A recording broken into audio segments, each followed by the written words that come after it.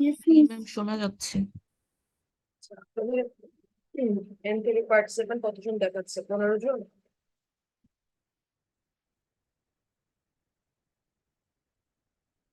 জি ma'am. আমি জিজ্ঞেস করছি কারণ মাঝে মাঝে জুম ফ্রিজ হয়ে থাকে, তখন ক্যান্ডিডেট জয়েন করলেও দেখা যায় না। ইন দ্যাট কেস ঠিকই আছে, 15 জন স্টুডেন্টই আছে। এত কম স্টুডেন্ট কেন? বন্ধের দিন সকালে ক্লাস নাই? জি ম্যাডাম। এত কম স্টুডেন্ট হলে তো সমস্যা। সিআর ক্লাস আছেন? জি ম্যাম। বলেন, মাত্র 13 জন স্টুডেন্ট।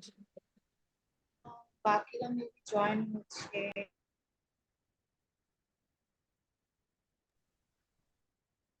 ওকে, আমি আমার মতো কন্টেন্টটা স্টার্ট করি আপাতত। ঠিক আছে, কারণ বসে থাকলে হবে না। এমনিতে আমাদের কয়েকটা ক্লাস মিস হচ্ছে, এগুলো মেকআপ নিতেই হবে। তো যার মনে হবে পড়ার সে করবে, আর যার মনে হবে না সে করবে না। এটাই স্বাভাবিক। চলে যাচ্ছে আমি। অ্যাজ পার আই রিমেম্বার, আমার যতটুকু মনে পড়ছে, আমরা ফার্স্ট চ্যাপ্টারের লাস্ট কন্টেন্টে ছিলাম, রাইট?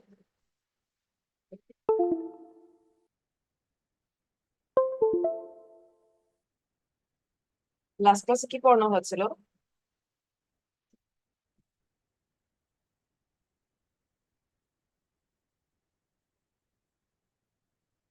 বাকি 14-15 জন যারা আছেন তারাও কি আছেন না ঘুমাচ্ছেন বলেন তো? ম্যাম একটু সময় দিবেন। স্যার, অ্যাকাউন্টিং যেটা ওটা থেকে শুরু করার কথা ছিল। আমার মনে হয় লাস্ট দিন আমি আপনাদেরকে এই স্লাইডটাতে শেষ করেছিলাম, তাই না? Yes ma'am. জি ম্যাম। এটা মনে হয় আলোচনা করা হয়নি লাস্টে। এথিক্সটাই হয়েছিল? আর কি আলোচনা করবেন আজকে।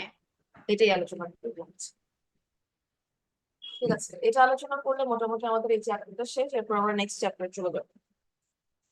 এটা আমি যেটা বলছিলাম যে আসলে এথিক্স বিষয়টা জাজমেন্টাল।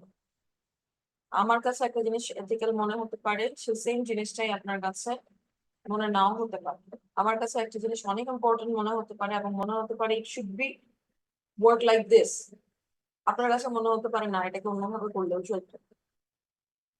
সো এথিক্স এর বিষয়টা এত বেশি দোদুল্যমান। এই জন্য আইফেক যে ইন্টারন্যাশনাল ফেডারেশন অ্যাকাউন্টেন্টদের যে ইন্টারন্যাশনাল ফেডারেশন, তারা যা বলে দিয়েছে যে ঠিক আছে, যতই জাজমেন্টাল হোক না কেন, আমরা চাচ্ছি যে প্রফেশনাল অ্যাকাউন্টেন্ট, যার অ্যাকাউন্টিং সম্পর্কে প্রফেশনাল নলেজ আছে, এক্সপিরিয়েন্স লোকজন, সে যদি কিছু বেসিক জিনিস মেনটেন না করে তাহলে চলবে না। ওই বেসিক জিনিসগুলোকেই এই কোড অফ এথিক্স বলা হচ্ছে, যে 4-5টা জিনিস অবশ্যই তাদেরকে as a professional accountant maintain করতে হবে। যেমন প্রথমটা বললো ইন্টিগ্রিটি। ইন্টিগ্রিটি মানে হচ্ছে, ইন্টিগ্রিটি দ্বারা আসলে দুইটা শব্দ বোঝায়। একটা হলো অনেস্টি আর একটা হলো স্ট্রেট ফরওয়ার্ডনেস। অনেস্টি আমরা সবাই বুঝি, তাদেরকে বলা হলো তাদের কাজের প্রতি সৎ থাকতে। বাট স্ট্রেট ফরওয়ার্ডনেস এর একটু ব্যাখ্যা করি আমি। একজন অডিটর বা প্রফেশনাল অ্যাকাউন্টেন্ট যখন একটা ফার্মে যায় অডিট করতে, তখন সে বিভিন্ন ধরনের কমপ্লিকেশন ফেস করতে পারে, কমপ্লেক্সিটি ফেস করতে পারে। তারপর অনেক ধরনের সিচুয়েশন এমন আসতে পারে যে সে দেখতে পাচ্ছে যে ফার্মে কোনো একটা কিছু, কোন একটা জায়গায় ম্যানিপুলেশন আছে, কোন একটা অ্যাকাউন্টে প্রবলেম আছে। সেই বিষয়টা অবশ্যই ফার্মের যে ম্যানেজার আছে, যাদের আসলে প্রতিষ্ঠান অর্গানাইজেশনের যারা আসলে ম্যানেজমেন্টে আছে, তাদেরকে স্ট্রেট ফরওয়ার্ডলি সেই বিষয়টা ইনফর্ম করতে হবে যে আপনাদের এই এই জায়গাটা প্রবলেম, কি প্রবলেম, কি আসলে বিষয় আমাদেরকে ঠিকভাবে বোঝানো। At the same time, management যদি কথা না শোনে, কোম্পানি যদি সে কথাটা গায়ে না লাগায় বা কোম্পানি যদি তার মতোই অ্যাক্টিভ করে, সেক্ষেত্রে এই এই জিনিসটাই আবার তাকে, একজন অডিটরকে তার নিজস্ব ফার্মের যে সিনিয়র আছে, যে পার্টনার আছে, তাকে ইনফর্ম করতে হবে। তার মানে তার যে ভয়েস অফ স্পিচটা সেটা হতে হবে স্ট্রেট ফরওয়ার্ড। সে যেটাই ফেস করুক না কেন তাকে স্ট্রেট ফরওয়ার্ডলি ফেস করতে হবে, সে সাবমিসিভ হলে চলবে না। যে জিনিসটাই সে ডেলিভার করবে, যে ওপিনিয়নটাই সে ডেলিভার করবে, সেটা স্ট্রেট ফরওয়ার্ডলি হতে হবে। That is called integrity. তাকে অনেস্ট হতে হবে এবং তাকে অবশ্যই স্ট্রেট ফরওয়ার্ড হতে হবে। সেকেন্ডটা হলো অবজেক্টিভিটি। অবজেক্টিভিটি মানে হচ্ছে একটা নলেজেরকে অবশ্যই তার অবজেক্টিভের প্রতি ফোকাস হতে হয়, বিকজ আশপাশ থেকে তার অনেক প্রেশার আসে, সে অনেকভাবে ইনফ্লুয়েন্স হতে পারে। এক হচ্ছে তাকে অনেক বেশি আতিথেয়তা করা হয়, সকাল থেকে সন্ধ্যা পর্যন্ত, রাত পর্যন্ত যত ক্লাসে থাকে তার সার্ভিসের জন্য অনেক ব্যবস্থা করা হয়ে থাকে। প্লাস তাকে বিভিন্ন ভাবে ব্রাইবারি দেওয়ারও সুযোগ থাকতে পারে, মানে ঘুষ দেবে।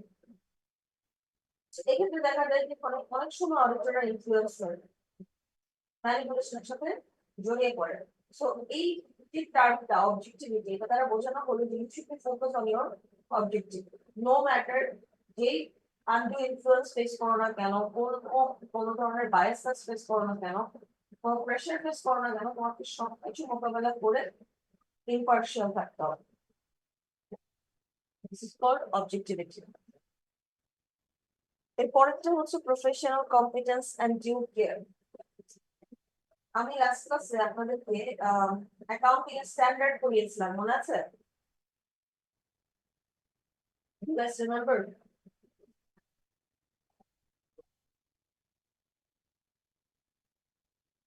জি মিস। Standard.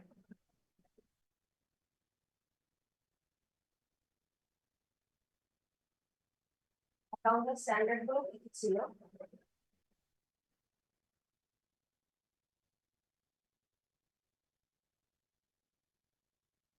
কারণ মনে পড়ছে না?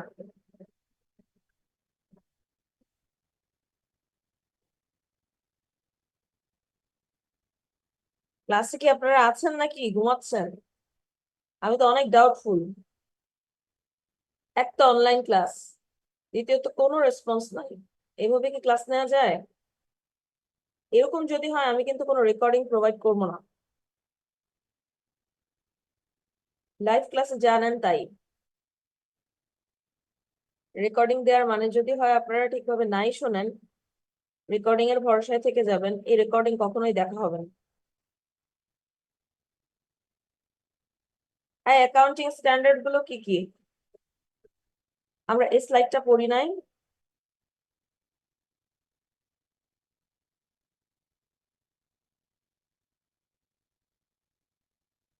আপনারা কি কথা বলতে পারছেন না? জি ম্যাম, পড়েছিলাম। স্ট্যান্ডার্ড কয়টা? দুইটা। দুইটা, আইএফআরএস আর গ্যাপ। এই গ্যাপটা কারা তৈরি করেছে? ইউএসএ। ইউএসএ গ্যাপটা তৈরি করেছে। আর আইএফআরএস কারা মানে?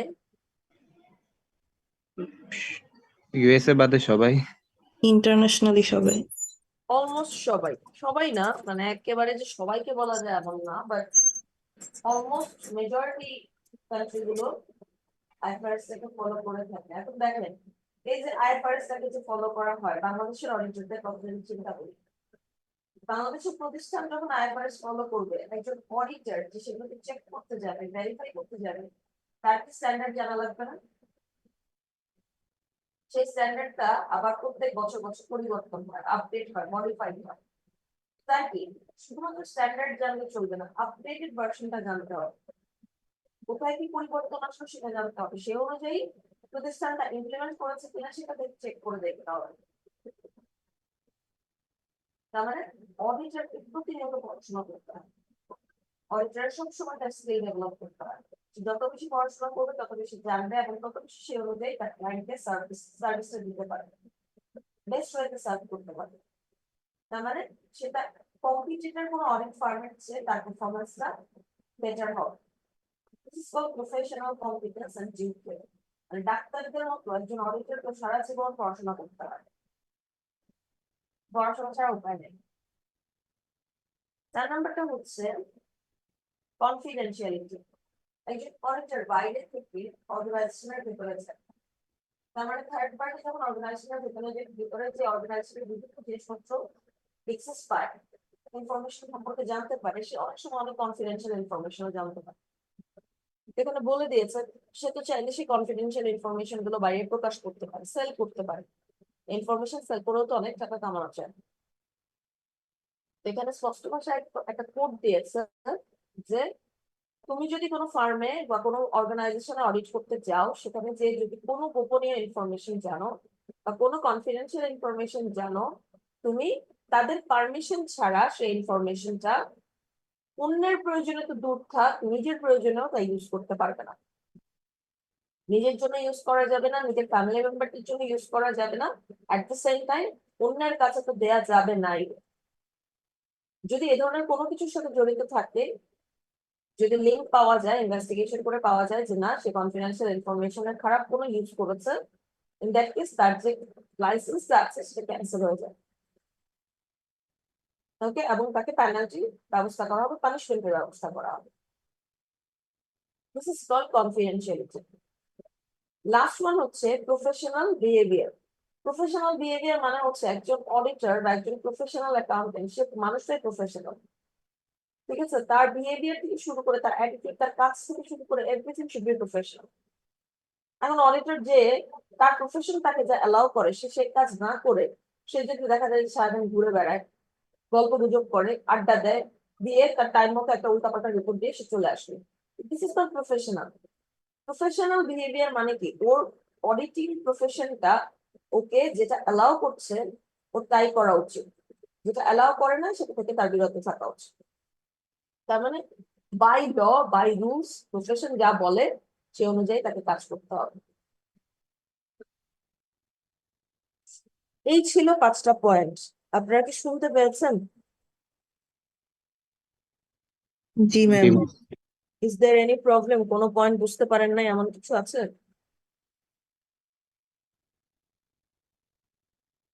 No ma'am. ঠিক আছে, আমি কুইকলি এই চ্যাপ্টারটা থেকে আমাদের সেকেন্ড চ্যাপ্টারটাতে যেতে যাচ্ছি,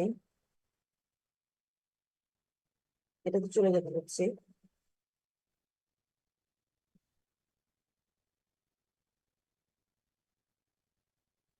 এই চ্যাপ্টারটাও আমাদের একটা থিওরিটিক্যাল চ্যাপ্টার, যদিও এখানে কিছু ম্যাথমেটিক্যাল বিষয়বস্তু আমরা একটু দেখবো, এবং ম্যাথ করার জন্য কিছু জিনিস ইম্পর্টেন্ট জিনিস আমরা এখানে শিখবো। যেমন দেখেন, আমি কিছুক্ষণ আগেও বললাম যে অ্যাকাউন্টিং নির্দিষ্ট স্ট্যান্ডার্ড আছে, কিছু ইন্টারন্যাশনাল স্ট্যান্ডার্ড মেনটেন করে প্রত্যেকটা প্রতিষ্ঠান তার ফাইন্যান্সিয়াল রিপোর্টিং গুলো করে থাকে। এখন দেখেন, সব স্ট্যান্ডার্ড তো আমাদের পক্ষে পড়া পসিবল না, যেহেতু এগুলো আমাদের কন্টেন্টেও নাই, প্লাস হচ্ছে আমাদের কোর্স ক্রেডিট অনেক কম। সো এত স্ট্যান্ডার্ড আপনাদের জানার আসলে প্রয়োজন, বাট সেখান থেকে বেসিক কিছু নিয়ম কানুন আপনাদের জানা দরকার।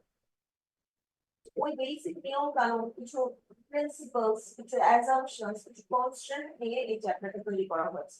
এবং এগুলো কোনো আমার কথা না, কোনো ব্যক্তির কথা না, কোনো রাইটারের কথা না, এগুলো ইন্টারন্যাশনাল স্ট্যান্ডার্ডের কথা।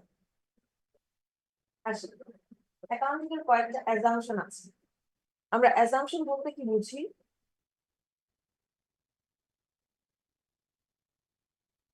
অ্যাজাম্পশন বলতে আসলে কি বোঝায়? আমরা ম্যাথমেটিক্যাল কোনো কোর্স করলে অনেক সময় অনেক কিছু ধরে নেই না, মনে করে নেই না, এবং সেই মনে করার উপর ডিপেন্ড করে কিন্তু আমরা বিভিন্ন কনসেপ্ট বিল্ড আপ করি। ঠিক তেমনি অ্যাকাউন্টিং এরও কিছু অ্যাজাম্পশন আছে, ধরে নিয়ে আছে কিছু জিনিস, এবং সেই অনুমানের উপর, অনুমানটা এমন সর্বসম্মতিক্রমে অনেকে মিলে সেটা একটা এগ্রি করেছে যে হ্যাঁ it should be like this, এটা এমনই আসলে হওয়া উচিত, এটাই আমরা ধরে নিতে পারি। এবং এই ধরনের অনুমানের উপর ডিপেন্ড করে তারা আবার কিছু কনসেপ্ট বিল্ড আপ করেছে অ্যাকাউন্টিং এ। আমরা এখানে 4টা অনুমান বা 4টা অ্যাজাম্পশন দেখতে পাবো। প্রথম অ্যাজাম্পশনটার নাম হচ্ছে ইকোনমিক এন্টিটি অ্যাজাম্পশন। দেখেন, একদম হাইলাইট করে বলে দিয়েছে যে এটা এমন একটা অ্যাজাম্পশন যেখানে বলা হয়েছে ওনার ইজ সেপারেট ফ্রম বিজনেস। একজন মালিক তার বিজনেস থেকে আলাদা। আমাদের একটা ট্রেডিশনাল পয়েন্ট অফ ভিউ আছে, একটা ভুল, একটা রং পারসেপশন আছে যে বিজনেস যার, মানে যে মালিক, মালিকেরই তো বিজনেস, তো বিজনেস আর মালিক তো একই পার্টি। এই বিষয়টা আসলে ভুল। বিজনেসের নিজস্ব একটা আইডেন্টিটি থাকে, মালিকের নিজস্ব অস্তিত্ব থাকে। মালিক তার নিজের পরিচয় চলে, বিজনেস তার নিজের পরিচয় চলে, স্পেশালি কোম্পানির ক্ষেত্রে। কোম্পানি কিন্তু মালিকের নামে চলে না, কারণ কোম্পানির মালিক কারা? যারা শেয়ার হোল্ডার, তারা যারা ইনভেস্টার্স, তারা। এখানে কি একজন দুইজন মালিক বা একজন দুইজনের মালিক? একজন ইনভেস্টার যদি 100 জন হয়, সে 100 জন ফিক্স থাকে নাকি প্রতিনিয়ত এদের হাত বদল হয়? হয় না?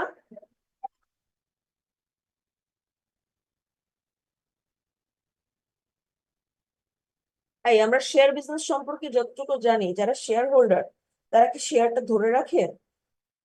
No, ma'am. তারা সেল করে না যদি প্রফিটেবল হয়? জি। তাদের কি আইডেন্টিটি পরিবর্তন হচ্ছে না? একজন মালিকের কাছ থেকে আরেকজন মালিকের কাছে মালিকানা সুইচ হয়ে যাচ্ছে। Yes, ma'am. তো মালিকের নামে যদি ব্যবসা চলতো, ব্যবসাটা কি চলতে পারতো? কখনোই পারতো না। এই কনসেপ্ট এই কোম্পানির ক্ষেত্রে আরো বেশি ভালো করে বোঝা যায়। ঠিক আছে, যে মালিকের নিজস্ব অস্তিত্ব আছে, কোম্পানির নিজস্ব অস্তিত্ব আছে। কোম্পানি তার নিজের নামে রেজিস্টার্ড হয়, নিজের নামে অপারেট হয়। কোনো রিওয়ার্ড যদি পায় সেটা সে নিজের নামে পায়। কোনো পানিশমেন্ট যদি করা হয়, মানে কোনো লিগেল অ্যাক্টিভিটি যদি নেওয়া হয়, লিগেল অ্যাকশন তার এগেনস্টে নেওয়া হয়, সেটা কিন্তু কোম্পানির নামেই নেওয়া হয়। এই কনসেপ্টের মাধ্যমে কি বিল্ড আপ করা যায়?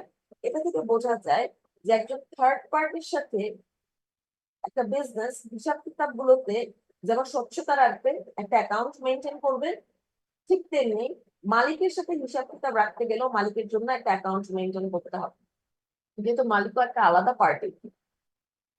এবং মালিকের জন্য হিসাব কিতাব রাখার জন্য যে অ্যাকাউন্টটা মেনটেন করা হয় সেটাকে বলা হয় ইকুইটি। আমরা শিখেছিলাম না ইকুইটি মানে কি? পড়িয়েছিলাম আপনাদের হোয়াট ইজ ইকুইটি? জি। হ্যাঁ, ইকুইটি মানে হচ্ছে মালিকের অংশ।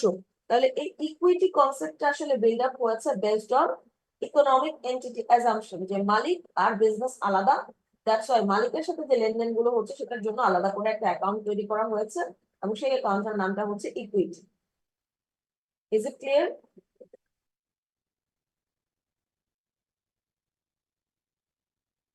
পরের অ্যাসাম্পশনে যাই। মনিটারি ইউনিট অ্যাজাম্পশন, এই অ্যাজাম্পশনটা অলরেডি আমরা জানি, এটা আমাদের জানার কথা। বলেন অ্যাকাউন্টিং এর প্রথম কাজ কি?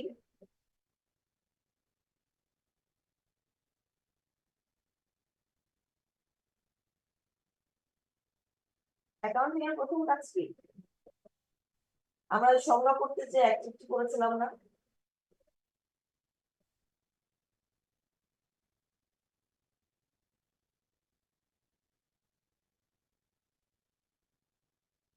অ্যাকাউন্টিং এর প্রথম কাজ কি জানি না কেউ?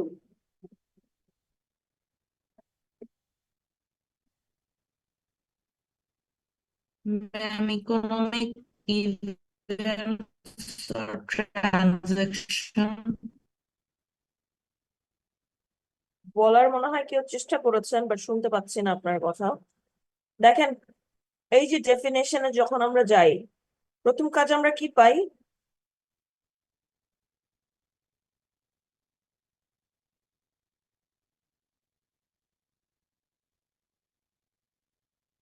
Economic event or transaction transaction কি কি করে? রেকর্ড করে। আইডেন্টিফাই করে। প্রথমে রেকর্ড করে। না ম্যাম, আইডেন্টিফাই করে দেন এগুলো কি করে। ভেঙে ভেঙে বলেছিলাম না, যে একটা বিজনেস অনেক ঘটনা ঘটে, সব ঘটনাকে নিয়ে অ্যাকাউন্টিং কাজ করে না। কোন ঘটনা নিয়ে কাজ করে? যেগুলো ট্রানজাকশন, যেগুলো ইকোনমিক ইভেন্ট, সেগুলো নিয়ে কাজ করে। দ্যাটস ওয়াই অনেকগুলো ঘটনার মধ্যে থেকে সেই ইকোনমিক ইভেন্ট গুলোকে অ্যাকাউন্টে কি করে? আগে আইডেন্টিফাই করে। আইডেন্টিফাই করার পর সেগুলোকে রেকর্ডিং এ নিয়ে যায়। বলেছিলাম এই কথাগুলো। জি মিস। মনিটারি ইউনিট অ্যাজাম্পশন মানে কি? একটা ট্রানজাকশন হতে গেলে সেটা কি মনিটারি হতে হয় না? মানি রিলেটেড টার্ম ছাড়া সেটা কি ট্রানজাকশন হবে কখনো? না মিস, সেটা ইভেন্ট হয়ে যাবে। সেটা ইভেন্ট হয়ে যাবে। আমরা ট্রানজাকশনের যতগুলো বৈশিষ্ট্য পড়েছিলাম, এর মধ্যে একটা বৈশিষ্ট্য কিন্তু ছিল যে it should be measured in monetary unit, যে অবশ্যই অর্থের অঙ্কে পরিমাপ করা যায় এমন হতে হবে। তো মনিটারি ইউনিট অ্যাজাম্পশনে বলে দিল যেগুলো আসলে ট্রানজাকশন, যেগুলো ইকোনমিক ইভেন্ট, সেগুলোকে রেকর্ড করতে হবে, যেটা আমরা অলরেডি জানি। হ্যাঁ, ট্রানজাকশন গুলোকে বিভিন্ন books of accounts A record করতে হবে। আচ্ছা, আমরা এটাও জানি যে কিছু ইম্পর্টেন্ট ইভেন্ট আছে যেগুলো দেখা যাচ্ছে শুধু ইভেন্ট ট্রানজাকশন না, non economic event but important, মানুষকে জানানো প্রয়োজন, সেগুলোকে আমরা কোথায় দেখাই?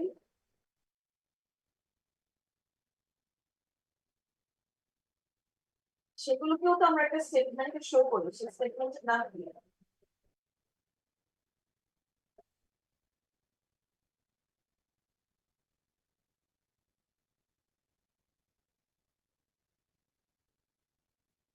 আপনাদেরকে ফাইন্যান্সিয়াল স্টেটমেন্ট পড়াই নাই? Income statement, balance sheet, cash flow statement, ma'am আপনার কথা অনেক ভেঙে আসতেছে। কথা বলতে পারছে না? ম্যাম বেশ দূর থেকে আসতেছে ম্যাম। এমন তো হওয়ার কথা না। হ্যালো, এখন শোনা যাচ্ছে? জি মিস, এখন স্পষ্ট শোনা যাচ্ছে। দেখেন, আমি যে প্রশ্নটা আপনাদেরকে করলাম যে এমন অনেক ট্রানজাকশন না ইভেন্ট আছে, নর্মালি নন ইকোনমিক ইভেন্ট আছে যেগুলো নন ইকোনমিক হওয়া সত্ত্বেও মানুষকে জানানো দরকার, বিকজ ইম্পর্টেন্ট। সেগুলোকে আমরা কোথায় দেখাই, কোন স্টেটমেন্টে দেখাই?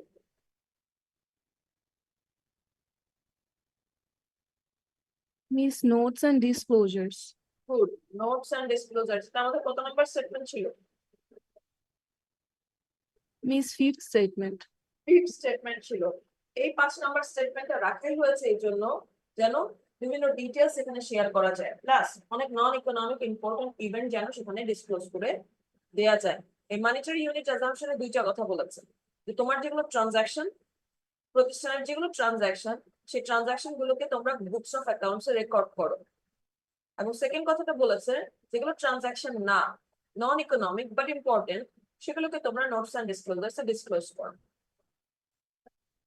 সেই দুইটা কনসেপ্টই আমি আপনাদের সাথে আগে শেয়ার করেছিলাম। চলে যাচ্ছি অ্যাকাউন্টিং পিরিয়ড অ্যাজাম্পশন। আচ্ছা, অ্যাকাউন্টিং পিরিয়ড কত মাসের হয়? 12 মাস। বলেছিলাম না ফাইন্যান্সিয়াল ইয়ারের কথা বা ফিসক্যাল ইয়ারের কথা?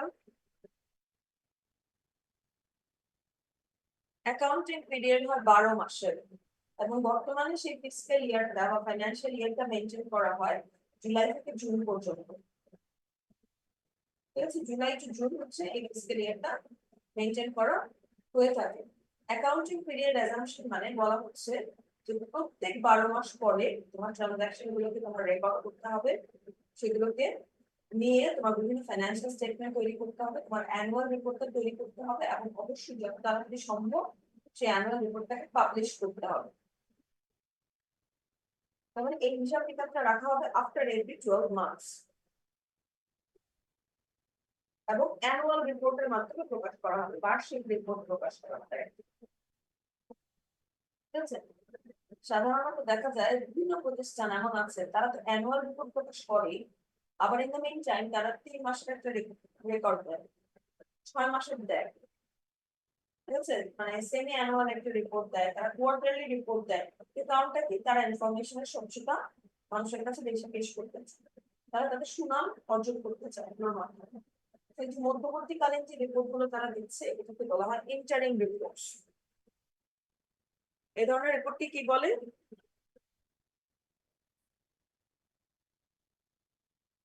মাঝখানের রিপোর্ট গুলোকে কি বলা হয়?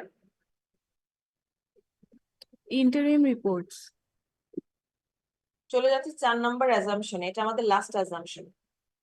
এই অ্যাজাম্পশনটাতে বলা হলো গোয়িং কনসার্ন অ্যাজাম্পশন। এখানে কনসার্ন মানে হচ্ছে ব্যবসা বা বিজনেস, গোয়িং কনসার্ন মানে হচ্ছে ধরে নেওয়া হচ্ছে একটা ব্যবসা বা একটা প্রতিষ্ঠান, একটা বিজনেস সারা জীবন ধরে চলতে থাকবে। এর যে অপারেশনটা ইনডিফিনিট টাইম, অনির্দিষ্টকাল পর্যন্ত চলবে।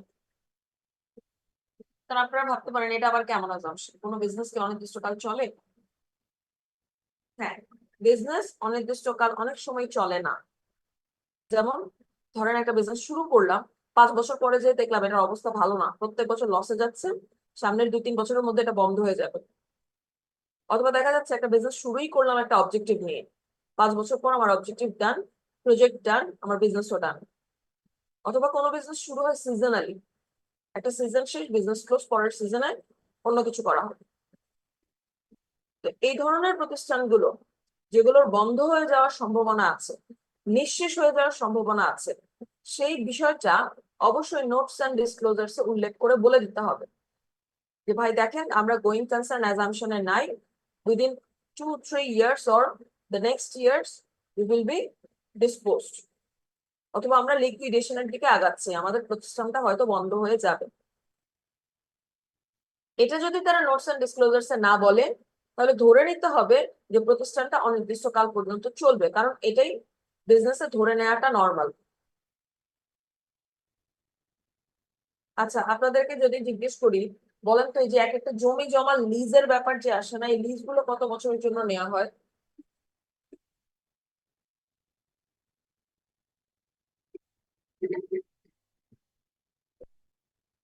জমি জমা লিজ সাধারণত কত বছরের জন্য নেয়?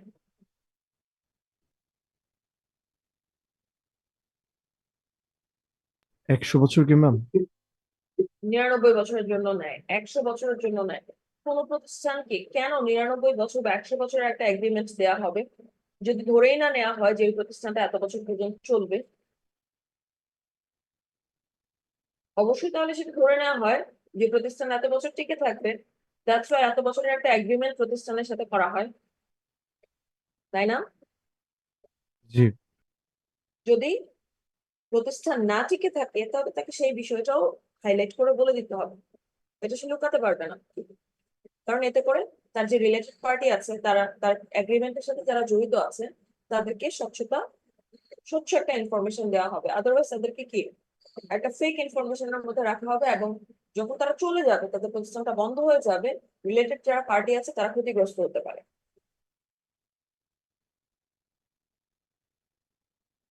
আচ্ছা, দেখেন আমাদের অ্যাজাম্পশন গুলো শেষ। আমরা এখানে 4টা অ্যাজাম্পশন নিয়ে আলোচনা করলাম। ইকোনমিক এন্টিটি অ্যাজাম্পশন, যে অ্যাজাম্পশনে বলা হয়েছিল যে একজন ওনার তার বিজনেস থেকে আলাদা, দ্যাটস ওয়াই তার নামে একটা সেপারেট অ্যাকাউন্ট তৈরি করা হয়েছে which is called equity. Monetary unit অ্যাজাম্পশনে বলা হয়েছে যে সকল মানি রিলেটেড ইভেন্ট মানে ট্রানজাকশন বুকস অফ অ্যাকাউন্টসে রেকর্ড করতে হবে, আর যদি ট্রানজাকশন না হয় বাট ইম্পর্টেন্ট ইভেন্ট হয় সেটাকে নোটসে ডিসক্লোজ করতে হবে। টাইম পিরিয়ড অ্যাজাম্পশনে বলা হলো যে after every 12 months you will need to keep your records and you will need to publish that annual report, প্রত্যেক 12 মাস পর পরে সবকিছু রেকর্ড করে অ্যানুয়াল রিপোর্টটাকে পাবলিশ করতে হবে। বাট মধ্যবর্তী পর্যায়েও কিছু রিপোর্ট দেওয়া যায় যেগুলো ফাইনাল রিপোর্ট না, ড্রাফট রিপোর্ট বলা হয় ওগুলোকে, যেমন সেমি অ্যানুয়াল রিপোর্ট বা কোয়ার্টার রিপোর্ট, এগুলোকে আমরা সাধারণত ইন্টারিম রিপোর্টস বলি। এন্ড গোয়িং কনসার্ন অ্যাজাম্পশনে বলা হয়েছে যে ধরে নেওয়া হবে একটা বিজনেস ইন ফিউচার অনির্দিষ্টকাল পর্যন্ত চলবে, যদি না চলে সেই বিষয়টা অবশ্যই নোটসে বলে দিতে হবে। এই চ্যাপ্টার ছিল আমাদের অনুমান বা অ্যাজাম্পশন। চলে যাচ্ছে প্রিন্সিপালস। প্রিন্সিপালস মানে হচ্ছে, এতক্ষণ তো আমরা অনুমান করলাম, অনুমানের ভিত্তিতে বিভিন্ন বিষয়াদিগুলো দেখলাম। এখন আমরা অনুমান করছি না, এখন আমাদেরকে ডিরেক্টলি ডিরেকশন দিচ্ছে, পথ দেখাচ্ছে যে তোমার অর্গানাইজেশনের কোন অ্যাসেট তুমি কিভাবে রেকর্ড করবে, তোমার অর্গানাইজেশনের যদি কোনো লায়াবিলিটি থাকে সেটাকে কিভাবে রেকর্ড করবে, কোনো রেভিনিউ আসে সেটাকে কিভাবে রেকর্ড করতে হবে, এরকম বিভিন্ন ভাবে বিভিন্ন কথা ডিরেকশন দিয়ে বলে দিয়েছে। যেমন প্রথম প্রিন্সিপালের নামটা হচ্ছে কস্ট প্রিন্সিপাল বা হিস্টোরিক্যাল কস্ট প্রিন্সিপাল। আচ্ছা, কস্ট প্রিন্সিপাল করতে গেলে আমাদের আগে জানতে হবে হোয়াট ইজ কস্ট। আপনারা কি জানেন কস্ট কি?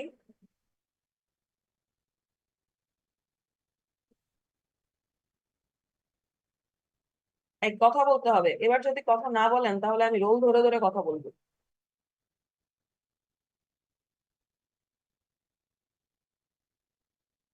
আপনাদের ক্লাস করতে ছুটির দিন যেমন কষ্ট হয়, ক্লাসটা নিতেও আমার ছুটি এই হলিডেতে বা উইকেন্ডে অনেক কষ্ট হয়, বিকজ এই অফিসের কাজের পাশাপাশি আমাদের বাসা বাড়িতে অনেক কাজ থাকে, স্টিল ম্যানেজ করতে হয়, ব্যালেন্স করে নিতে হয়। তো আপনাদের যতটা না কষ্ট হচ্ছে ক্লাস করতে, এর চেয়ে অনেক বেশি কষ্ট হচ্ছে আমার এই ক্লাসটা নিতে।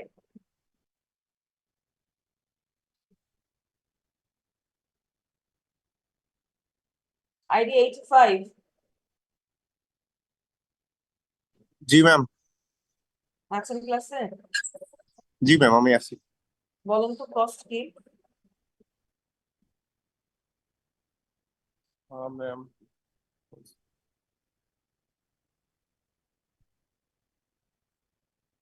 আচ্ছা, কস্ট একটা টার্ম, এক্সপেন্স একটা টার্ম।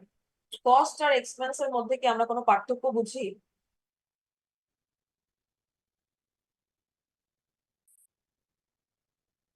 নাকি একটা আরেকটা সিনোনিম হিসেবে ইউজ করে ফেলি? ম্যাম একটা কি দর আর একটা কি দাম? কোনটা? মানে একটা দর আর একটা হচ্ছে দাম, এরকম কিছু? দর আর দাম বলতে কি বোঝাচ্ছেন, বুঝলাম না আমি।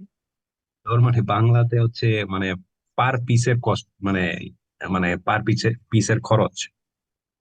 পার পিসেরটা আপনি বোঝাচ্ছেন কস্ট, আর হ্যাঁ প্রাইসটা হ্যাঁ, বোঝাচ্ছেন এক্সপেন্স। জি ম্যাম। না না, বিষয়টা এরকম না। আর কেউ? কস্ট তো যে পরিমাণ টাকা আমরা স্পেন্ড করলাম, আর এক্সপেন্সেস হচ্ছে আমাদের যেই পরিমাণ টাকা খরচ হতে পারে বা খরচ করা লাগবে। শোনেন, আমাদের যদি একটা মোবাইল ফোন দরকার হয়, আমরা কি করব? যাব, ফোনটা পারচেজ করবো, তাই না? জি এবং একটা মোটা অঙ্কের টাকা দিব, হতে পারে সেটা 20,000, 30,000, 40,000, যে যেভাবে কিনে। এই যে ওয়ান টাইম একটা অ্যাসেট পারচেজ করার জন্য আমরা যে খরচটা করলাম, সেটাকে আমরা বলবো কস্ট। অ্যাসেটকে অ্যাকোয়ার করার জন্য যে খরচটা হচ্ছে, that is called our cost. এখন মোবাইল ফোনটা আপনি যখন ইউজ করছেন, আপনার ডে টু ডে এটার পেছনে কিছু টাকা খরচ করতে হচ্ছে না? এটাকে মেনটেন করার জন্য আপনার ইন্টারনেট রিচার্জ করতে হচ্ছে, আপনার টাকা রিচার্জ করতে হচ্ছে, ফোন কভার কিনতে হচ্ছে, স্ক্রিন প্রোটেকশন লাগাতে হচ্ছে।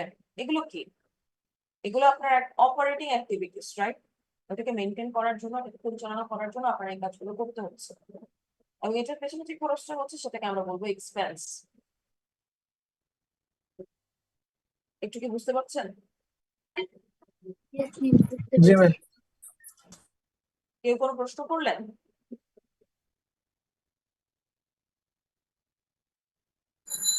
No, ma'am. আচ্ছা, এখন এই কস্টটা একটা সার্টেন টাইম পরে আবার এক্সপেন্সে পরিণত হয়, মানে কস্টটা ধীরে ধীরে এক্সপেন্সে পরিণত হতে পারে। কিভাবে সেটা হতে পারে, সেটা আমরা একটু পরে দেখি। আগে একটু চিন্তা করে দেখি। হিস্টোরিক্যাল কস্ট প্রিন্সিপাল মানে হলো একটা অ্যাসেট যে দামে, যে খরচ করে পারচেস করা হচ্ছে, সেই অ্যাসেটটাকে আমরা যত বছর পর্যন্ত রেকর্ড করব, তত বছর ওই দামেই রেকর্ড করব। আমাকে বলেন তো, অ্যাসেট লায়াবিলিটি ইকুইটি এটা কোন স্টেটমেন্টে দেখানো হয়?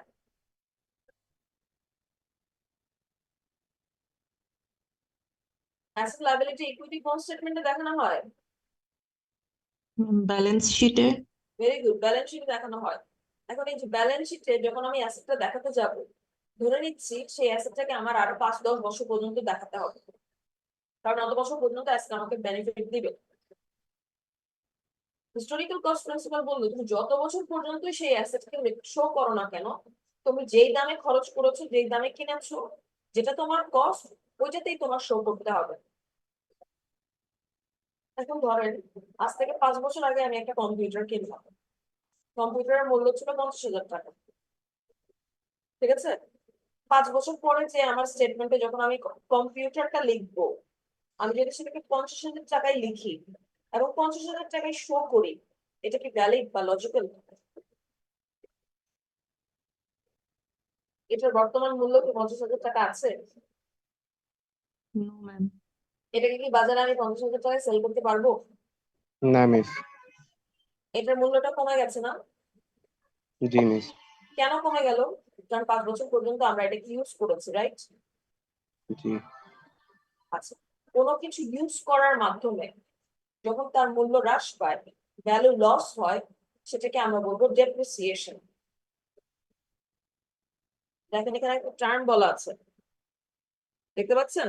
ডেপ্রিসিয়েশন। এই ডেপ্রিসিয়েশনের মানে হচ্ছে কোনো অ্যাসেটকে আপনি যদি টাইম টু টাইম ইউজ করেন, সেই ইউসেজের মাধ্যমে যে ভ্যালুটা লস হয়ে যাচ্ছে, মূল্যটা কমে যাচ্ছে, সেটাকে আমরা বলছি ডেপ্রিসিয়েশন। এবং মনে রাখতে হবে এই ডেপ্রিসিয়েশনটা হচ্ছে বিজনেসের জন্য একটা এক্সপেন্স।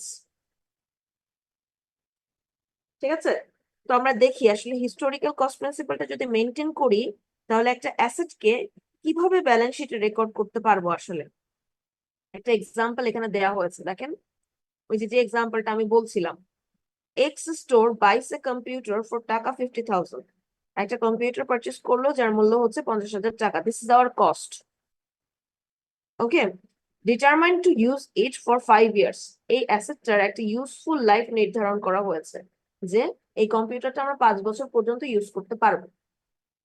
এখন আমরা 5 বছর পর্যন্ত যদি ইউজ করি, প্রত্যেক বছর আমাদের কিছু ডেপ্রিসিয়েশন হবে না? কিছু মূল্য কমে যাবে না? জি ম্যাম। দেখেন এখানে ডেপ্রিসিয়েশন নির্ধারণ করা হয়েছে যে দেখি তো প্রত্যেক বছর তাহলে কত করে মূল্য কমতে পারে। 50,000 কে 5 দ্বারা ভাগ করলো, দেখতে পাচ্ছে যে প্রতি বছর 10,000 টাকা করে মূল্য কমে যাবে। এই যে যেই সিস্টেমে ডেপ্রিসিয়েশনটা নির্ধারণ করলো এটাকে বলা হয় স্ট্রেট লাইন মেথড। মানে ধরে নেওয়া হচ্ছে প্রতি বছর সমহারে ভ্যালুটা লস হবে, বাট এটা আসলে খুব একটা লজিক্যাল বা প্র্যাকটিক্যাল না। একটা জিনিস ইউজ করলে সবসময় কি আমরা একইভাবে ইউজ করি, বা সবসময় কি আমরা একই পরিমাণ ইউজ করি? না মিস। এমনও তো হতে পারে যে কম্পিউটারটা নতুন যখন ছিল, যখন নতুন নতুন ছিল তখন কম ডেপ্রিসিয়েট হয়েছে, যখন পুরাতন হওয়া শুরু করবে তখন বেশি ডেপ্রিসিয়েট হবে, হতে পারে না? জি জি ম্যাম। মিস। তো ডেপ্রিসিয়েশনের এই যে মেথডটা, এই মেথডটা আসলে খুব একটা লজিক্যাল না। এই জন্য ডেপ্রিসিয়েশনের আসলে অনেক মেথড আছে। প্রোডাক্ট ওয়াইজ, অ্যাসেটের ধরন অনুযায়ী বিভিন্ন মেথডে ডেপ্রিসিয়েশনটা আসলে ক্যালকুলেট করা হয়। তো এই মেথডটা কেন ইউজ করা হলো, বিকজ আপনাদের এই চ্যাপ্টারটা তো ডেপ্রিসিয়েশনের চ্যাপ্টার না। আপনারা যেন বুঝতে পারেন সবচেয়ে সহজ যে উপায়টা সেটা এখানে ইউজ করা হয়েছে। এবার দেখেন হিস্টোরিক্যাল কস্টে যদি আমরা এই অ্যাসেটটাকে শো করতে চাই তাহলে কিভাবে শো করবো? কারণ হিস্টোরিক্যাল কস্টের মূল কথাটাই হচ্ছে যত বছর তোমরা অ্যাসেটটাকে দেখাবে 50,000 টাকাতেই দেখাবে, কারণ তোমার কস্টটাই হচ্ছে 50,000। তো দেখি আমরা 50,000 টাকাতেই দেখাবো। 2020 ডিসেম্বর কম্পিউটারের মূল্য কত দেখানো হলো?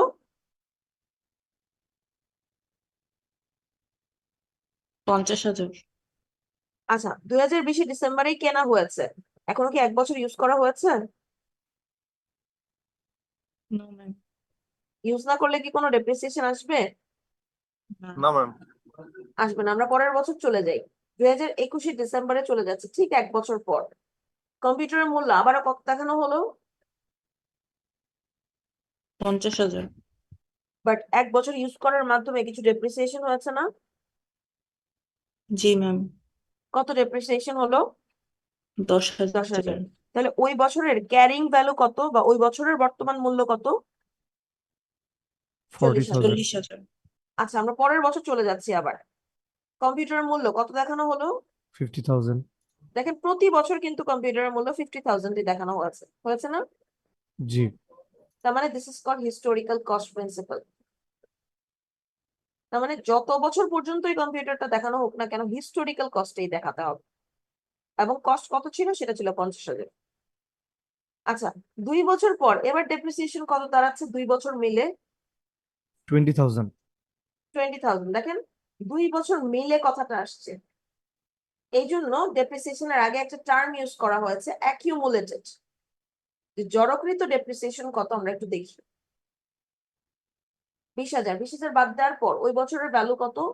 30,000। 30,000। এই সেম নিয়মে চলতে চলতে 4 নাম্বার বছর পর কম্পিউটারের ভ্যালু কত দাঁড়ালো? 10,000। আর কত বছর এটাকে টানা যাবেন?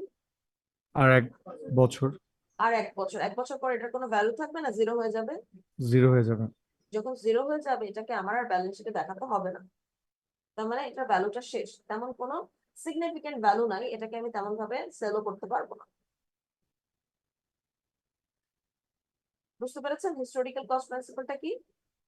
জি ম্যাম। আচ্ছা, এটা তো গেল যে যে সকল অ্যাসেটের ভ্যালুটা আসলে ইউজ করার মাধ্যমে কমে যাবে সেই সকল অ্যাসেটকে কিভাবে আমরা লিপিবদ্ধ করব, তাই না? এবার আসি এমন কিছু অ্যাসেট থাকতে পারে না যেগুলোর ভ্যালু ইন ফিউচার বেড়ে যাবে? জি ম্যাম। যেমন ল্যান্ডের ভ্যালু কি কখনো কমে না বাড়ে? বাড়ে ম্যাম। বাড়ে গোল্ডের ভ্যালু বাড়ে, অ্যান্টিক কোনো প্রোডাক্টের ভ্যালু বাড়ে। তার মানে আমাদের এমন কোনো অ্যাসেটও আমরা ফেস করতে পারি যেগুলোর অ্যাসেট আসলে ইন ফিউচার বাড়বে, ভ্যালুটা বাড়বে, তো সেগুলোর ক্ষেত্রে কিন্তু আমরা হিস্টোরিক্যাল কস্ট প্রিন্সিপালটা আসলে ইউজ করতে পারবো না। সেই সকল অ্যাসেটের ক্ষেত্রে আমাদের কোন প্রিন্সিপাল ইউজ করতে হবে? দেখেন আপনাদের সামনে আছে প্রিন্সিপালটা, ফেয়ার ভ্যালু প্রিন্সিপাল।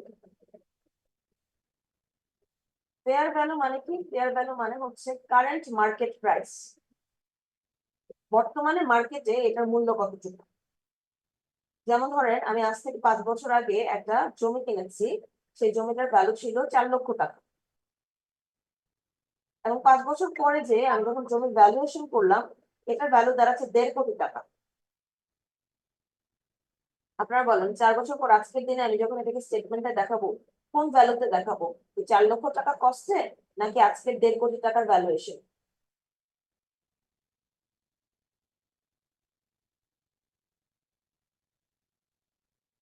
বলেছে দেখাতে হবে কারেন্ট মার্কেট প্রাইসে। বর্তমান মার্কেট প্রাইস কত? 1.5 কোটি টাকা। 4 লক্ষ টাকায় দেখাবো না 1.5 কোটি টাকায় দেখাবো? বর্তমান মূল্যতে দেখাবো ম্যাম। 1.5 কোটি টাকাতেই দেখাবো। কিন্তু 4 লক্ষ টাকা তো আমার হিস্টোরিক্যাল কস্ট, ভ্যালু তো বেড়ে গেছে, এটা তো ডেপ্রিসিয়েট পায়নি, এটা অ্যাপ্রিসিয়েট হয়েছে। বুঝতে পেরেছেন? Yes ma'am. আচ্ছা, চলে যাচ্ছি 3 নাম্বার প্রিন্সিপালে, ম্যাচিং প্রিন্সিপাল। ম্যাচিং প্রিন্সিপাল মানে হচ্ছে এখানে রেভিনিউ শো করার সাথে সাথে রেভিনিউর সাথে ম্যাচ করে এক্সপেন্স শো করতে হবে। তো ফার্স্ট অফ অল আমাদের বুঝতে হবে আসলে রেভিনিউটা কিভাবে অ্যারাইজ হয়। রেভিনিউ মানে কি? Total income. কোন প্রতিষ্ঠান যখন তার প্রোডাক্ট বা সার্ভিসটা সেল করে, এর মাধ্যমেই তো রেভিনিউটা অ্যারাইজ হয়, তাই না?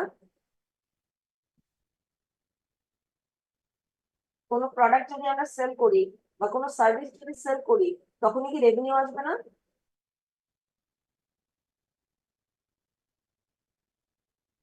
জি ম্যাম। আপনার ব্যবসায় আয় কিভাবে হবে? আপনি তো কোনো কিছু সেল করছেন বা কোনো সার্ভিস দিচ্ছেন বলেই তো আপনার আয় হচ্ছে, তাই না?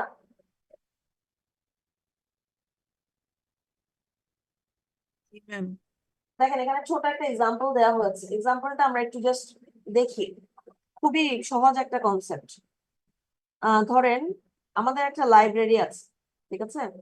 সেই লাইব্রেরিতে আমরা আজকের দিনে, আজকের কথা চিন্তা করেন, আজকের দিনে 10টা বই পারচেস করলাম। 10টা বই পারচেস করতে আমাদের খরচ হয়েছে 1000 টাকা। তাহলে প্রত্যেকটা বইয়ের পেছনে খরচ কত হলো?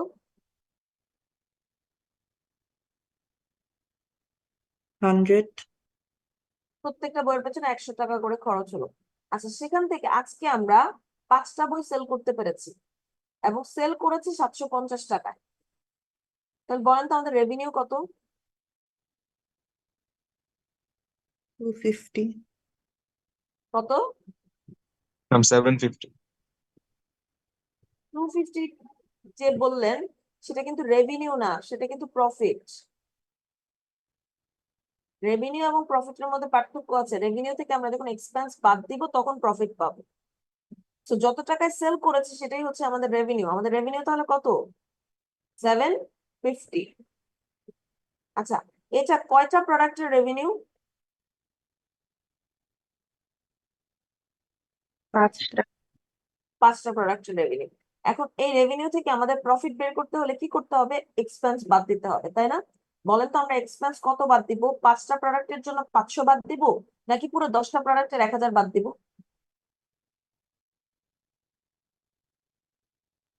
5টা প্রোডাক্টের 500। আমরা যদি এভাবে চিন্তা করতাম যে আমার আজকে তো খরচ হয়েছে 1000 টাকা, কিন্তু আজকে তো আয় হলো 750 টাকা, তাহলে আজকে তো আমার কোনো কি প্রফিট হচ্ছে না। আমরা কিন্তু হিসাবটা এভাবে করব না। ম্যাচিং প্রিন্সিপাল মানে কি? তুমি যে কয়েকটা প্রোডাক্টের রেভিনিউ শো করেছো, তোমাকে ঠিক সেই কয়েকটা প্রোডাক্টের এক্সপেন্স শো করতে হবে। যেমন আমরা এখানে 5টা প্রোডাক্টের রেভিনিউ শো করছি 750 টাকা, আমাকে হিসাব করতে হবে 5টা প্রোডাক্টের এক্সপেন্স কত। আচ্ছা, 500 টাকা। তাহলে 750 থেকে 500 বাদ দিলে এই প্রোডাক্টের উপর আমরা লাভ করলাম কত, প্রফিট করলাম কত?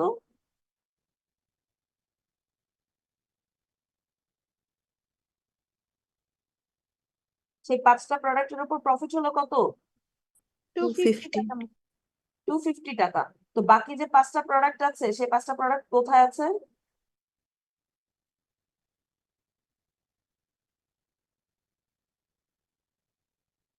বাকি 5টা প্রোডাক্ট কোথায় আছে? মজুদ আছে না? এগুলো কি পরে সেল করতে পারবো না?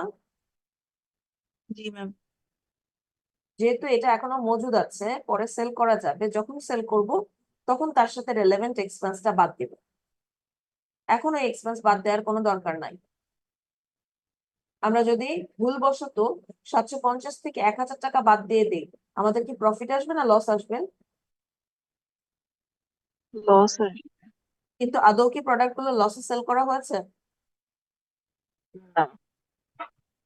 এটাই বলা হচ্ছে ম্যাচিং প্রিন্সিপাল। খুবই ছোট একটা প্রিন্সিপাল, বাট বড় বড় অ্যামাউন্ট নিয়ে যখন কাজ করা হয় তখন দেখা যাচ্ছে এই জায়গাটাতেই ভুল হয়েছে। এই জন্য স্পেসিফিক্যালি বলে দিয়েছে তোমার রেভিনিউর সাথে ম্যাচ করে এক্সপেন্সটাকে শো করতে হবে। আচ্ছা, চলে যাচ্ছি ফুল ডিসক্লোজার প্রিন্সিপাল। এই প্রিন্সিপাল নিয়ে বেশি কথা বলবো না, কারণ একটু পর আমরা কিছু কনস্ট্যান্ট পড়বো, এবং কনস্ট্যান্ট পড়ার সময় আমি এই প্রিন্সিপালটা নিয়ে আবার কথা বলবো। আপাতত একটু বলে রাখি, ফুল ডিসক্লোজার প্রিন্সিপাল মানে কি? ওই যে সেম কথা, যে বিজনেসে যদি কোনো নন ইকোনমিক ইভেন্ট হয়ে থাকে, যে ইভেন্ট গুলো ইম্পর্টেন্ট, সেই ইভেন্ট গুলোকে কি করতে হবে? কোথায় ডিসক্লোজ করতে হবে? নোটস এন্ড ডিসক্লোজার্স এ ডিসক্লোজ করতে হবে। যেমন একটা ব্যবসার নামে যদি কেস করা হয়, কেসটা যদি ঝুলে থাকে, কোনো রায় এখনো না আসে, স্টিল এটাকে ডিসক্লোজ করতে হবে। কোনো ব্যক্তি যদি মৃত্যুবরণ করে, যার অনেক ফেস ভ্যালু আছে, যাকে সবাই চেনে প্রতিষ্ঠানের, তার মৃত্যুটা এই এই খবরটাও শেয়ার করতে হবে, ডিসক্লোজ করতে হবে। তার যদি পদটা পরিবর্তন হয়ে যায় সেটাও ডিসক্লোজ করতে হবে। কোনো মিটিং এ যদি কোনো ইম্পর্টেন্ট ডিসিশন নেওয়া হয় সেটাও করতে হবে, নোটস এন্ড ডিসক্লোজারস এ ডিসক্লোজ করতে হবে। ফুল ডিসক্লোজারের মানে হচ্ছে যত পারা যায়, যত বেশি ডিসক্লোজার দেওয়া যায় সেটা ভালো। ফুললি ডিসক্লোজ করো সবকিছুকে, তোমরা অ্যাজ ইট ইজ রুলস মোতাবেক, স্ট্যান্ডার্ড মোতাবেক ফুললি ডিসক্লোজ করো। কথা কি বোঝা গেল? ম্যাম। আচ্ছা, এবার চলে যাচ্ছি আমরা, আমাদের আর কয়টা প্রিন্সিপাল বাকি আমরা একটু দেখে আসি। দেখেন, কস্ট প্রিন্সিপাল পড়লাম, ফেয়ার ভ্যালু প্রিন্সিপাল পড়লাম, ম্যাচিং প্রিন্সিপাল পড়লাম, ফুল ডিসক্লোজার প্রিন্সিপাল পড়লাম। আর কয়টা বাকি? দুইটা। কি কি principal? Revenue recognition principal, expense recognition principal. এখন এই দুইটা প্রিন্সিপাল শিখতে গেলে আমাদেরকে দুইটা বেসিস শিখতে হবে। দেখেন, অ্যাকাউন্টিং এর দুইটা ভিত্তি আছে, দুইটা বেসিস আছে। একটাকে বলা হয় ক্যাশ বেসিস আর একটাকে বলা হয় অ্যাক্রুয়াল বেসিস। এই দুইটা বেসিস আমাদেরকে বলে দেয় যে রেভিনিউটা কখন রেকর্ড করতে হবে আর এক্সপেন্সটাকে প্রতিষ্ঠানে কখন রেকর্ড করতে হবে। শুরুতেই আসি ক্যাশ বেসিসে। ক্যাশ বেসিস মানে নগদ ভিত্তিক। ক্যাশ বেসিস পুরোটাই ডিপেন্ড করে ক্যাশ টাকার উপর। যেমন রেভিনিউর কথা যখন আমরা বলবো, তখন জিনিসটা এরকম দাঁড়াচ্ছে যে আপনার প্রতিষ্ঠান থেকে আপনি কোনো প্রোডাক্ট বা সার্ভিস সেল করলেন, সেই সেলটা নগদেও হতে পারে, বাকিতেও হতে পারে। আপনি যদি নগদে সেল করেন তাহলে তো ইনস্ট্যান্টলি টাকা পেয়ে যাচ্ছেন, আপনি ইনস্ট্যান্টলি আপনার রেভিনিউটা রেকর্ড করে ফেলবেন। যদি বাকিতে সেল করেন, আপনি কি ইনস্ট্যান্ট টাকা পাবেন নাকি পরবর্তীতে টাকা পাবেন? পরবর্তীতে। আপনি ধরেন বাকিতে সেল করলেন, বলে দিল 10 দিন পর আপনি টাকাটা পাবেন। ক্যাশ বেসিস যদি আমরা ফলো করি, আমরা সেল করার সাথে সাথে রেকর্ড করতে পারবো না, আমাদেরকে ওয়েট করতে হবে টাকা পাওয়া পর্যন্ত। তাহলে আমরা সেই রেভিনিউটাকে কবে যে রেকর্ড করব? 10 দিন পর, ঠিক যখন টাকা পাবো তখন যে রেভিনিউ রেকর্ড করব। বুঝতে পারছেন ক্যাশ বেসিসে রেভিনিউ কখন রেকর্ড হয়? ক্যাশ টাকা রিসিভ করার সাথে সাথে রেভিনিউটাকে রেকর্ড করতে হয়। আর ক্যাশ বেসিসে তাহলে এক্সপেন্স কখন রেকর্ড হবে?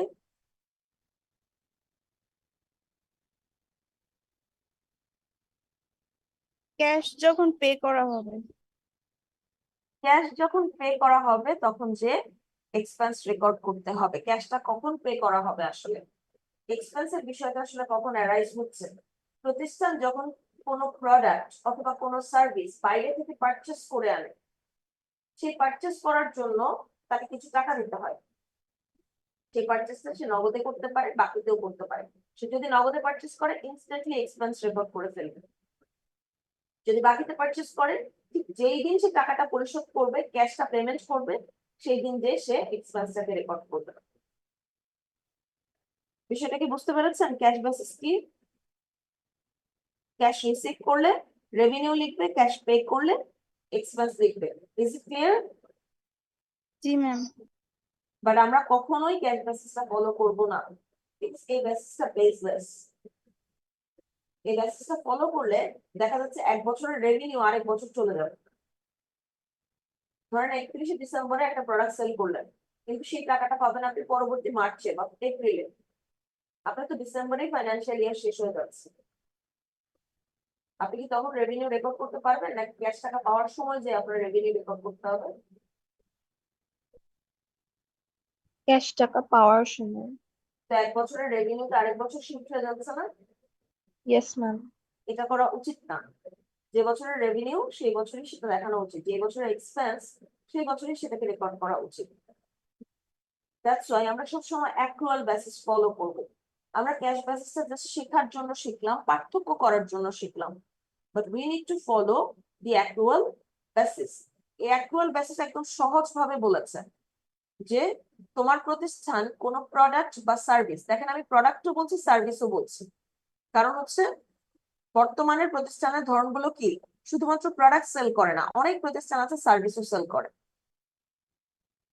তো বলে দিয়েছি তুমি প্রোডাক্ট সেল করো বা সার্ভিস সেল করো, সেটা নগদে সেল করো বা বাকিতে সেল করো, ডাজন্ট ম্যাটার। প্রোডাক্ট বা সার্ভিস সেল করার সাথে সাথেই সেটা রেভিনিউ। তুমি ক্যাশ টাকা আজকে পেলে না 10 দিন পরে পেলে না 1 মাস পরে পেলে, এত কিছু চিন্তা করা হবে না। তাহলে অ্যাক্রুয়াল বেসিস মোতাবেক রেভিনিউটা কখন রেকর্ড করা হবে? প্রোডাক্ট সেল করার সাথে সাথে। প্রোডাক্ট অথবা সার্ভিস সেল করার সাথে সাথে। এই ক্রাইটেরিয়াটা খাতায় লিখে ফেলেন যে অ্যাক্রুয়াল বেসিসে প্রোডাক্ট বা সার্ভিস সেল করার সাথে সাথে রেভিনিউ রেকর্ড করতে হবে। তাহলে সে এই অ্যাক্রুয়াল বেসিসে এক্সপেন্সটাকে আমরা কখন রেকর্ড করব?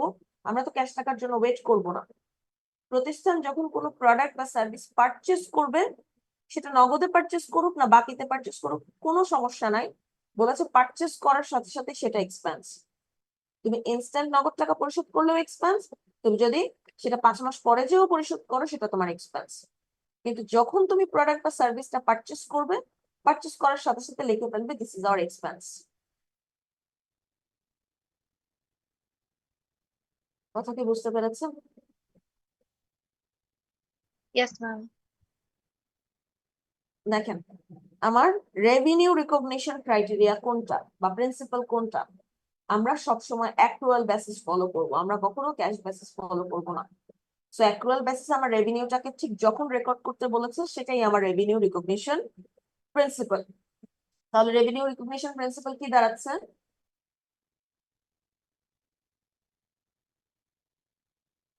একটা প্রতিষ্ঠান কখন তার রেভিনিউটাকে রেকগনাইজ করতে পারবে?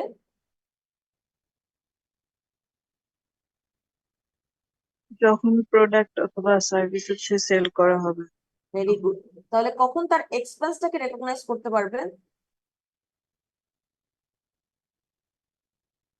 যখন প্রোডাক্ট অথবা সার্ভিসটা কেনা হয়েছে তখন। পারচেস করা হবে।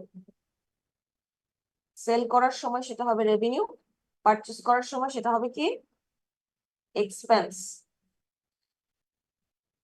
মনে থাকবে প্রিন্সিপাল দুইটা?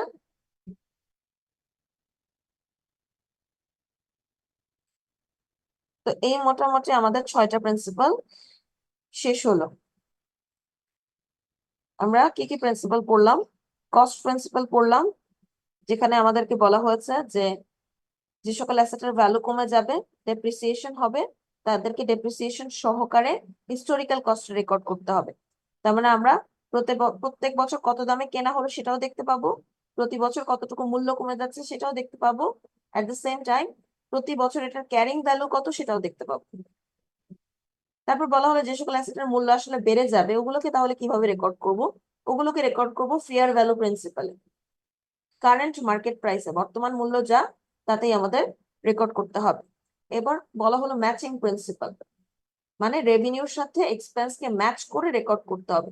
যত ইউনিট প্রোডাক্টের জন্য রেভিনিউ আমার লিখতে হবে ঠিক তত ইউনিট প্রোডাক্টের এক্সপেন্সটাই আমার বাদ দিতে হবে।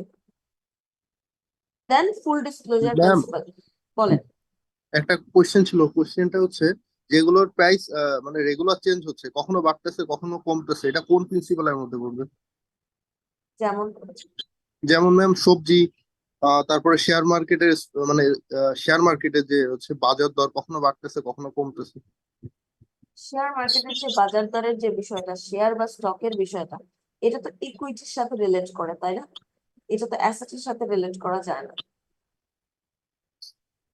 কিন্তু ম্যাম যে বিজনেস করতেছে ওই যে আপনার কাঁচা বাজারের টাইম, ওগুলা তো ম্যাম হুম, সবসময় বাড়তেছে কমতেছে। রাইট। কাঁচা বাজারের যে মূল্যটা এটা তো সবসময় বাড়ছে, কখনো কমছে। কখনো একটা সবজির দাম দাঁড়াচ্ছে 15 টাকা, ওই সবজির দামই কয়েকদিন পর দেখা যাচ্ছে দাঁড়াচ্ছে 30 টাকা। এটা ট্রু।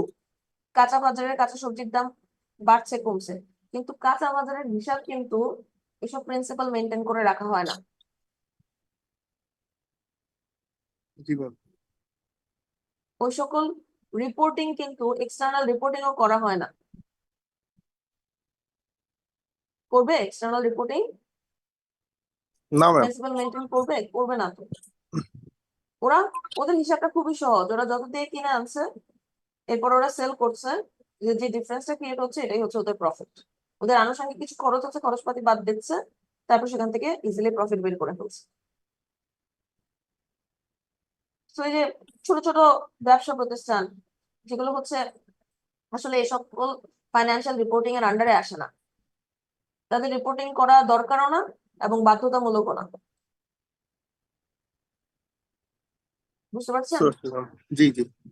আচ্ছা, লাস্ট আছে রেভিনিউ রিকগনিশন প্রিন্সিপাল আর এক্সপেন্স রিকগনিশন প্রিন্সিপাল, যেখানে রেভিনিউটা বলা হলো যে প্রোডাক্ট সার্ভিস সেল করার সাথে সাথে সেটা রেভিনিউ, আর এক্সপেন্স একটা বলা হলো প্রোডাক্ট সার্ভিস পারচেস করার সাথে সাথে সেটা এক্সপেন্স হিসেবে রেকর্ড করতে হবে। তো এই ছিল 6টা আমাদের প্রিন্সিপাল। আমি এই প্রিন্সিপাল পর্যন্তই আপনাদের ফার্স্ট ক্লাসটা শেষ করব, বিকজ সেকেন্ড যে ক্লাসটা আমি 11:30 থেকে নিচ্ছি ওটা আমি বি সেকশনের সাথে নিচ্ছি, এবং ওদেরও আমি প্রিন্সিপাল পর্যন্ত শেষ করতে পেরেছি লাস্ট ক্লাসে। কনস্ট্রেন্ট বা লিমিটেশন যে বিষয়টা, এই 3টা বিষয় আমি একসাথে ডিসকাস করব। তারপর আমি কম্পোনেন্ট নামক একটা চ্যাপ্টারে চলে যাব।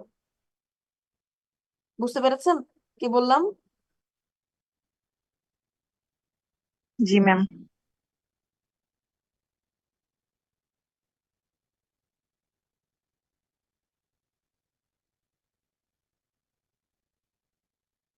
না, আপনাদের রোল কল করে নেই।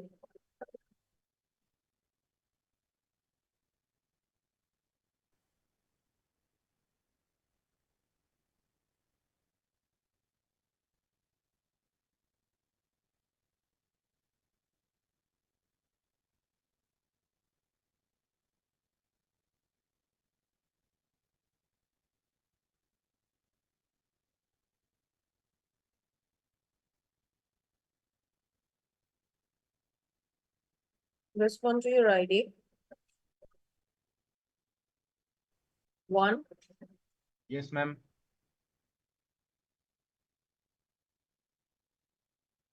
2, Present, ma'am. 3, Yes, ma'am. 4, 5, Present, ma'am. 6, Present, ma'am. 8, Yes, ma'am. 9, Yes, ma'am. 10,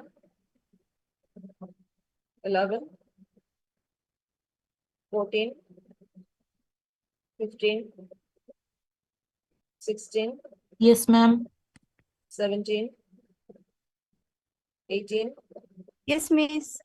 19, Present, miss. 20, Yes, miss. 22, 24, Yes, miss. 27, Present, ma'am. 28, Present, ma'am. 30, Present, ma'am. 31, Present, ma'am. 32,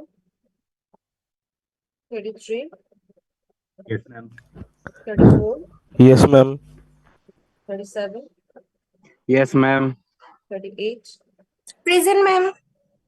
39, 41, Present, ma'am. 42, Present, ma'am.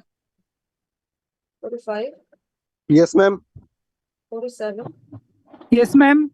48, Yes, ma'am. 49, 50, Yes, ma'am. 51, Yes, ma'am. 52, Present, ma'am. 85, Yes, ma'am. 88. Yes, miss.